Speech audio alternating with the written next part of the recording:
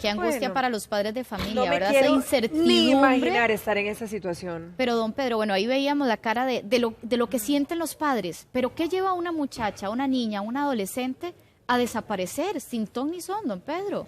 Bueno, dicen los expertos que una de las grandes razones es el que los hijos quieren llamar la atención de sus padres porque durante su adolescencia, y no se diga durante su infancia, no les han prestado la atención necesaria. Estamos viviendo en un mundo muy rápido, ¿verdad? Muy vertiginoso, donde salimos temprano, llegamos tarde, no hay diálogo ni comunicación con los hijos en muchas de esas oportunidades y no sabemos qué pasa con la vida de ellos. No sabemos si tienen novio o no, no sabemos si están estudiando o no. De hecho, ni siquiera pedimos las notas para ver si van pasando los años hasta que llegan a 5º año y resulta que están en 3er año todavía. ¿Por qué? Porque no nos comunicamos. Entonces dicen los expertos que es, una, por llamar la atención, otra porque no los escuchan, otra porque se metieron en problemas fuera de la casa y no quieren que sufran los papás, y una forma de hacerlo es yéndose del domicilio. También dicen los expertos que si una menor o un menor se va 3 veces durante un mes, la alarma hay que encenderla inmediatamente con las policías y los profesionales en psicología y psiquiatría porque algo grave está pasando. La mayor parte de estos casos los hijos regresan, pero ellos se sienten no escuchados, no sienten atención de sus problemas, no tienen acceso a los papás, no les tienen confianza para decirles, papá, tengo novio, tengo novia. Ayer mismo llegaron un papá con su hija y dentro de la terapia que estábamos haciendo era precisamente que la muchachita de 18 años, en este caso estaba recién cumpliendo los 18, le presentara a su novio a los papás, porque hoy día no presentan, casi no, si no es por casualidad. Por casualidad me entero de que mi hijo tiene una novia o que mi hija tiene un novio, pero no fue una presentación. Y no estoy diciendo que volvamos al tiempo formal de antes, deme la mano y la entrada a la casa. No, se trata de algo más decente que se llama diálogo, que se llama comunicación. Entonces, claro, estamos viendo cómo estas personas, papás y mamás, sufren. Ahora, la actitud del patronato, yo diría que a veces se hace tanto y se insiste tanto en una idea que ya pasa de lado. Es como cuando uno veía tanto chiquito en la calle pidiendo limosna. Al principio todo el mundo lloraba y ahora uno ya los ve y les dice que no y el mundo continúa. Ahora, pero cuando se dan estas situaciones en este marco, ¿verdad? Que se está mencionando, donde las chiquillas se van, porque son chiquillas menores, estamos hablando de 12 años hasta los 18 años, hay cómplices, tienen que estar ayudadas por alguien para realmente tomar la decisión de irse con esa confianza. Claro. A esa persona, digamos, ¿hay manera de castigarla o qué se hace? Los expertos recomiendan, primero, el no castigo físico, pero sí, con amor, meterla en los límites que estaban. Por ejemplo, una mamá le pide a su hija de 12 años o a su hijo, arreglen su cuarto antes de salir. No lo hacen, lo repite tanto que el chiquillo o la chiquilla se van de la casa porque están hastiados de que dele. Bueno, el que regrese a la casa no significa que ya no vamos a seguir con el requisito de que tienda la cama, sino que con amor hay que hacerle entender esas cosas. Cuesta mucho. ¿Por qué? Porque cuando hablamos de que con amor requerís tiempo. Sí. Si vos no requerís, si no tenés tiempo para sentarte con tu hijo, y también los expertos recomiendan ¿a qué hora? A la hora de acostarse y a la hora del desayuno. Son los 2 momentos más idóneos para poder hablar con los hijos. Ahora, pero Pedro, cuando hablo de cómplice y de castigar, ahora vámonos al cómplice. Por ejemplo, que la chiquilla se va, un viejo se escapa 40. Con alguien, o se mete en la casa de alguien, o se mete en la casa, familia, o con un viejo mayor también que a lo mejor se la lleva. ¿Esa persona puede ser castigada? Eventualmente, y te voy a decir por qué, porque eso es una forma de sustracción de menor o incapaz. Muchas veces son incapaces, pero hay una sustracción, una complicidad, digámoslo así, en la huida de la persona que se fue de la casa, que es menor de edad.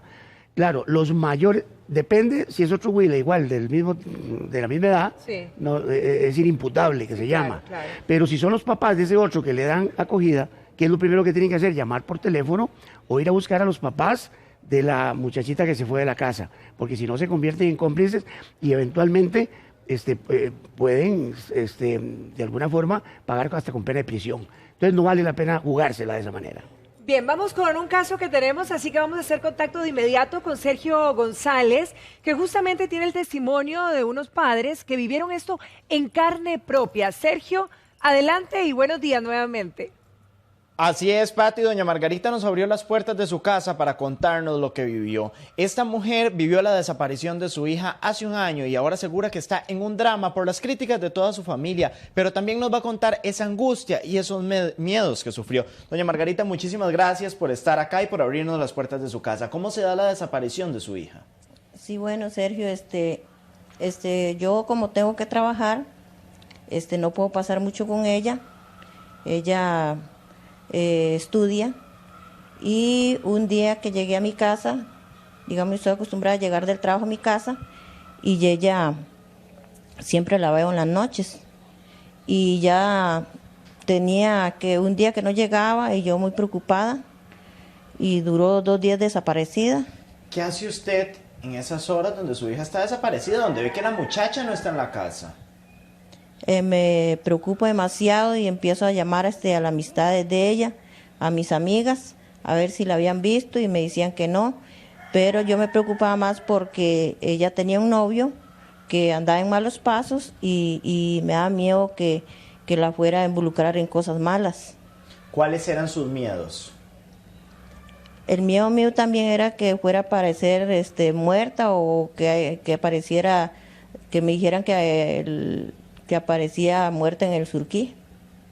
Usted me decía que veía la ropita ese día, que había un montón de escenas donde usted la ponían a pensar lo que le podía suceder a esa muchachita. Sí, yo me iba al cuarto de ella, porque yo siempre en la noche, cuando yo llegaba al trabajo, yo iba a su cuarto, veía las cosas de ella y me ponía a llorar porque, digamos, siempre uno, digamos, ahora en estos tiempos uno tiene que pensar, y más a cómo andan las cosas hoy en día. ¿Qué le dice la familia ahora? ¿Qué es lo que vive usted? Mi familia me critica porque dice que es culpa mía, todos me echan la culpa a mí. Y como yo vivo sola con ella, mi esposo me dejó, y ahora hasta mi esposo me critica y me dice que es culpa mía y que me va a quitar mi hija. ¿Cómo está la muchachita ahorita? En este momento está muy tranquila, pero cuando ella apareció hace 2 días, digamos, duró 2 días desaparecida, y cuando ella apareció me llamó y me dijo que la fuera a recoger a un parque. Muy bien, muchísimas gracias por abrirnos las puertas de su casa, doña Margarita. Nosotros vamos a analizar este caso, regresamos allá hasta la casa de Giros. Pati, adelante. Muchísimas gracias, Sergio. Y esta es una situación común precisamente de las muchachitas cuando se van y regresan. Y en este caso, Pedro, podría ser, ¿cuál es el porcentaje más bien de situaciones en que se da este caso, que la niña regresa o la muchacha vuelve a casa, y cuáles no vuelven? Por ejemplo, por el novio, correcto, porque no la trataban bien, porque no se sentían bien, pero las que no vuelven nunca. Mira, las estadísticas demuestran que en el 85% de los casos regresan, pero son menorcitos o menorcitas de 12 a 15, 16 años. Las que regresan. Las que regresan. Las que no regresan ya rozan los 18 años, casi que tienen independencia hasta de trabajo, porque se consiguieron un trabajito X y entonces están ganando alguito y dicen, no, ya yo no quiero volver, pero son las menos, para decirlo de alguna forma, y son las más mayores, para decirlo, las que se van para siempre. Al final terminan regresando cuando le fue mal con el marido, con quien fuera, papi, mami, aquí estoy de vuelta, y uno pues la recibe, ojalá que sea temporalmente. Pero el gran susto está en que de las de 12 años a 15, 16 años, el tiempo que están fuera va a marcarles el destino futuro de si van por buen camino o no. Ejemplo, si se fueron por drogas y se metieron durante 15 días, 22 días en un antro de vicio, caramba, sacarlas de eso va a costar mucho más que aquella que se fue por una rabieta donde los vecinos y demás.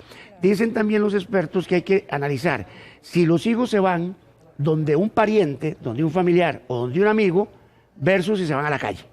Claro. Porque si van a la calle, prendamos todas las luces de alarma, ¿verdad? Inmediatamente la policía para tratar de localizarla.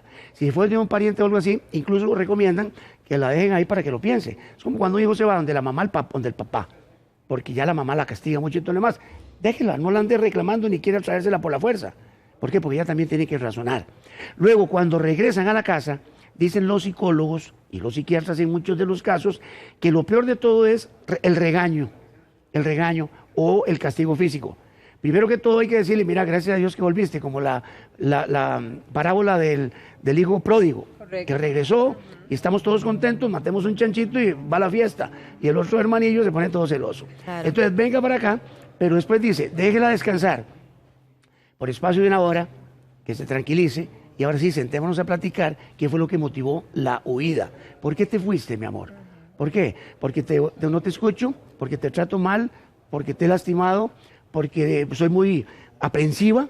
Hay mamás que no permiten que su hija se siente de una u otra forma, que tienen que guardar una etiqueta y la cansan hasta que la chiquilla dice, no, mi mamá está loca y me voy. Sí.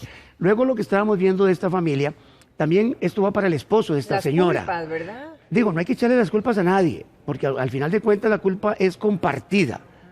Ese esposo, en vez de regañarle, decirle, mira, sentémonos a ver cómo arreglamos este problema. Pero nos queda muy fácil echarle la culpa al otro y regañar. Y luego todos los demás familiares, que ni les pongamos atención porque son unos irresponsables. Porque lejos de estar criticando a esta mamá, debieron también ponerse las pilas a ver cómo le ayudan a esta mamá. Porque por lo general son estas mamás solas las que tienen que jugársela para que sus hijos crezcan sanamente. Porque son un montón de irresponsables de hombres que las dejan botadas. Entonces hay que estar atentos a eso. Excelente, don Pedro. Vamos a darle pase nuevamente a Sergio para ahondar más en este tema. Sergio. Así es, Vero. Ahora tenemos el caso de una mujer, doña Vera, que ella asegura que su hija se rebeló, se escapó de la casa y ahora esta mujer está en serios problemas. Vera, muchísimas gracias por acompañarnos. ¿Cómo se da la fuga de su hija? Sí, Sergio, la fuga se da, ella empezó a ir al colegio y de un pronto a otro nosotros empezamos a descuidarla porque yo tenía problemas con mi ex, nos estábamos separando, entonces las llegamos a descuidar. Me llegaban y me decían que ella se escapaba, pero como todo uno no tomaba atención y resulta que un día yo fui a recogerla como siempre y supuestamente ella ya se había ido, como había veces de que ella se iba antes de que uno llegara. Y resulta que ya ella no estaba, no aparecía y de ahí yo me empezaba a sentir mal, la verdad, porque es algo que uno dice, ¿y dónde estará? ¿O qué está haciendo? Y pasaron 2 días y la frustración mía era muy grande, la verdad, y pensando que tal vez dónde estaba o con quién se había ido. Y